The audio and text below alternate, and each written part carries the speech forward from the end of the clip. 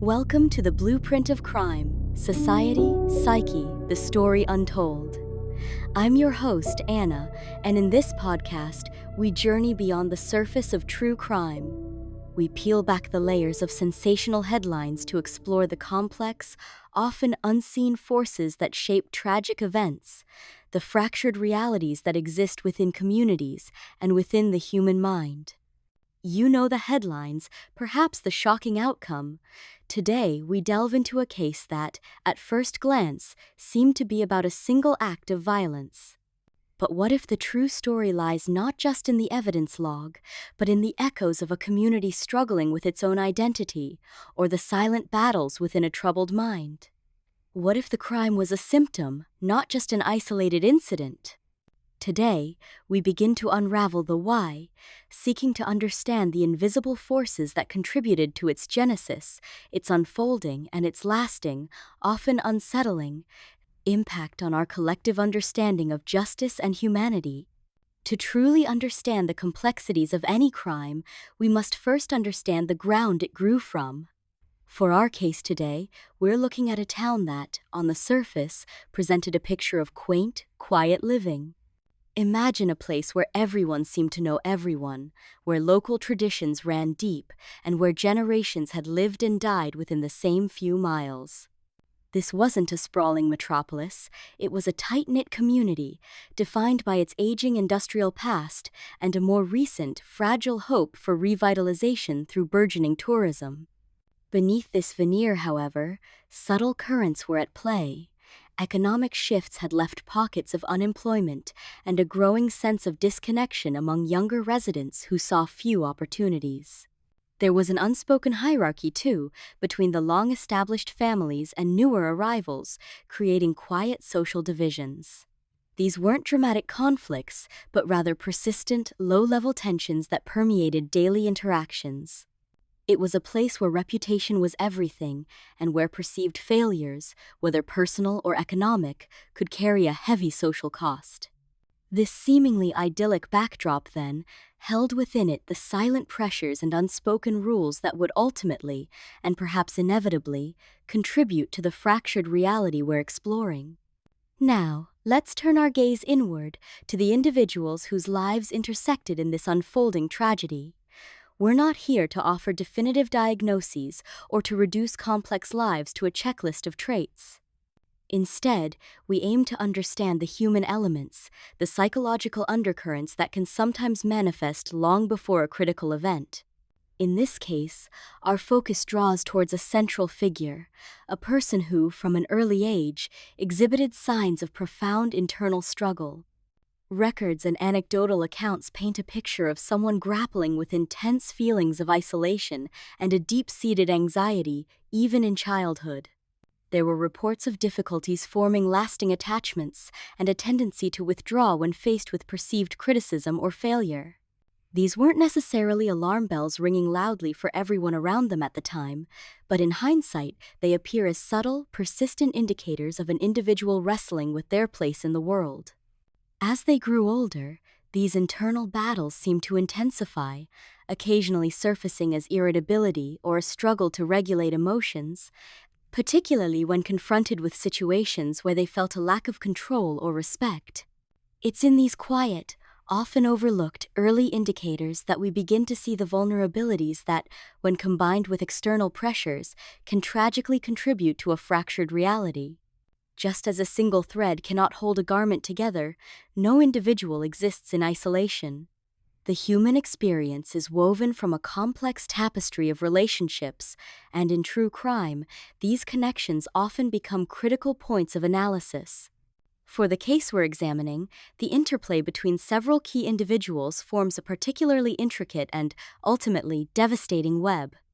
We see patterns emerge in how a central figure navigated their closest bonds, a history of intense, yet often volatile, romantic partnerships marked by possessiveness and cycles of idealized affection, followed by dramatic disillusionment. Within familial relationships, there were consistent themes of unmet expectations and perceived slights, leading to a profound sense of grievance. Friendships, too, seemed to struggle under the weight of an overwhelming need for validation, often dissolving when that validation wasn't absolute. It was within these strained and often suffocating dynamics that resentments could fester, misunderstandings could escalate unchecked, and lines of communication could break down entirely. Each unraveling thread within this interpersonal web contributed to a growing sense of isolation and a distorted perception of connection, setting the stage for the tragic events to come. Every escalating narrative has its fulcrum, a moment or period when internal vulnerabilities meet external pressures, creating a critical tipping point. In our case, the subtle societal currents we discussed earlier, coupled with the individual's inherent psychological struggles and fraught relationships, converged into a perfect storm. The individual faced a series of significant setbacks in quick succession. A professional rejection, deeply tied to their sense of self-worth, was compounded by a public social slight within the community, a minor event to some, perhaps, but a profound humiliation to them. These external pressures didn't occur in a vacuum, they landed on an already fragile psychological state, exacerbating feelings of inadequacy and resentment that had been simmering for years. The ability to cope, to rationalize, to adapt seemed to diminish rapidly. The sense of isolation became acute, fostering a dangerous echo chamber within their own mind. It was in this crucible of mounting societal pressure and profound individual breakdown that the path towards a tragic and irreversible act tragically solidified. Even when individuals are on a collision course with tragedy, societal systems are often designed to offer a safety net, to provide intervention, or at least to recognize escalating risk. Yet, in many fractured realities, these systems themselves have blind spots, points where vital signs are missed, warnings are unheard, or appropriate action is simply not taken. In the case we're examining, there were indeed moments where external entities could have potentially altered the trajectory. Prior to the crime, there were instances of the individual's erratic behavior being noted by local authorities, though perhaps dismissed as minor disturbances rather than indicators of deeper distress. Concerns about their mental well-being were voiced by family or acquaintances, but without formal structures in place for easy, accessible intervention.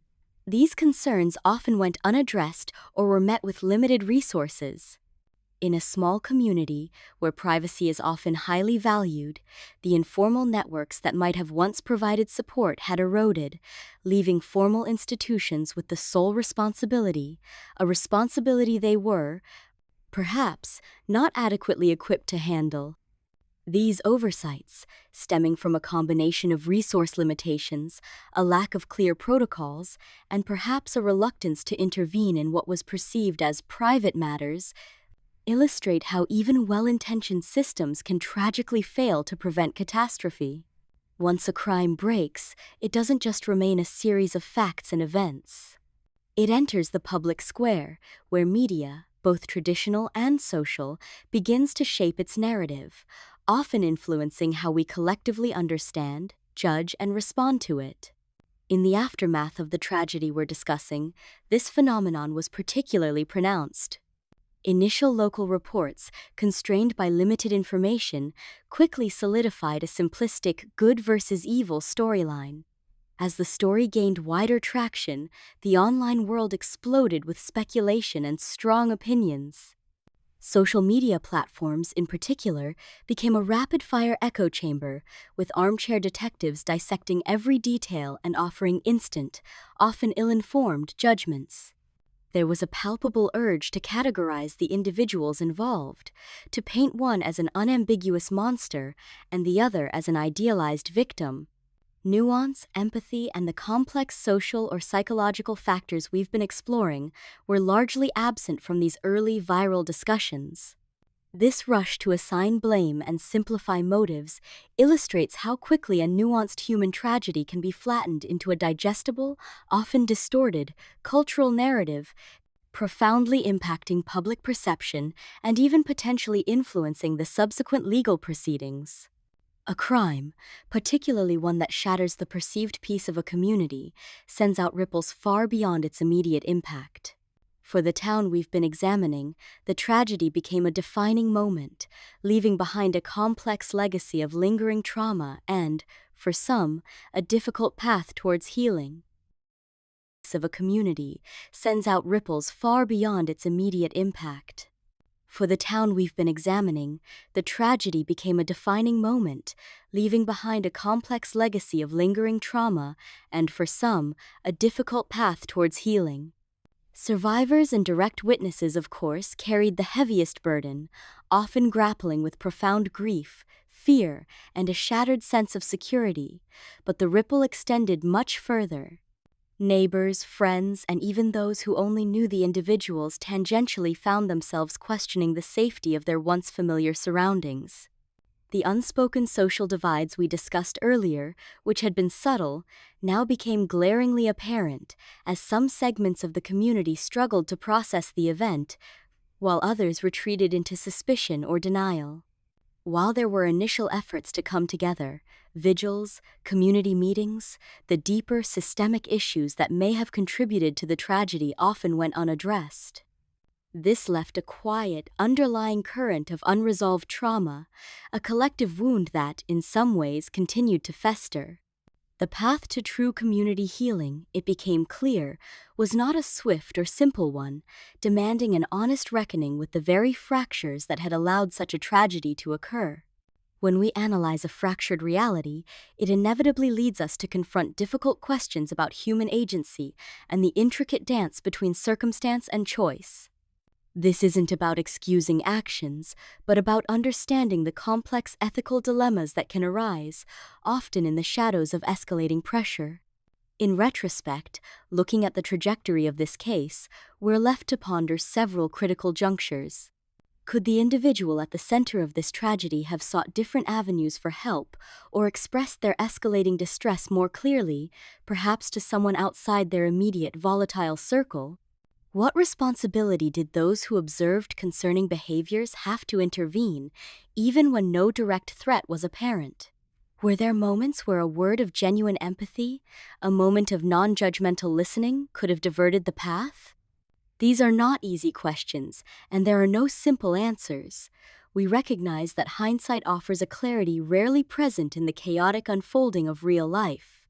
Yet, by asking these questions, we challenge ourselves to consider the societal expectations placed on individuals to manage their internal struggles, and the collective responsibility we might share in recognizing and responding to signs of profound distress. It forces us to acknowledge the profound ethical weight of human choice, even within the most challenging and constrained circumstances.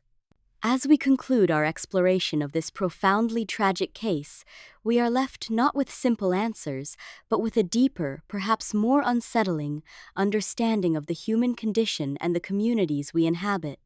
The story of case name type, if now appropriate to reveal or continue to refer to it generically, isn't just a record of a single crime. It's a blueprint of how societal pressures, unaddressed psychological struggles, and systemic oversights can converge with devastating results. The lessons here are multifaceted. They urge us to look beyond simplistic narratives and quick judgments, to cultivate a more profound empathy for the complex factors that drive human behavior, both benevolent and destructive. They compel us to critically examine the blueprints of our own communities. Are we fostering connection or inadvertently creating isolation? Are our mental health resources accessible and destigmatized? Do our institutions have the capacity and the will to see beyond the surface, to identify and address escalating risk before it's too late? Ultimately, this case serves as a poignant reminder that a truly less fractured future depends not just on punishing crime, but on understanding its deepest roots and actively working to mend the tears in the fabric of our shared reality. Thank you for joining me on this deeply reflective journey through a fractured reality. Understanding the blueprint of crime means acknowledging the intricate interplay of social pressures, psychological vulnerabilities, and the systems designed, or sometimes failing, to protect us. It's a challenging but crucial pursuit for a more empathetic and understanding world. If today's episode resonated with you or sparked new questions about the cases you thought you knew, please subscribe to the Blueprint of Crime, Society, Psyche, The Story Untold wherever you get your podcasts. Join me next time as we continue to uncover the untold stories, delving into another case that forces us to look beyond the headlines and into the deeper truths of human nature and society. Until then, stay thoughtful and consider the unseen forces that shape our world.